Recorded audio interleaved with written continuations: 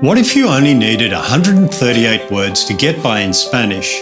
And what if those 138 words could give you as many as 88,000 Spanish phrases? In just a moment, I'm going to share with you a simple method I discovered for speaking Spanish quickly and easily.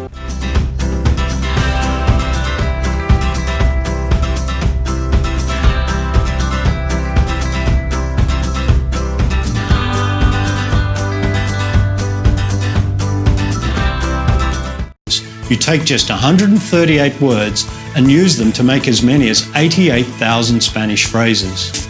You're a beginner who has never spoken a word of Spanish. Or you've taken other courses and you've tried hard to make those courses work, yet you still struggle with conversational Spanish.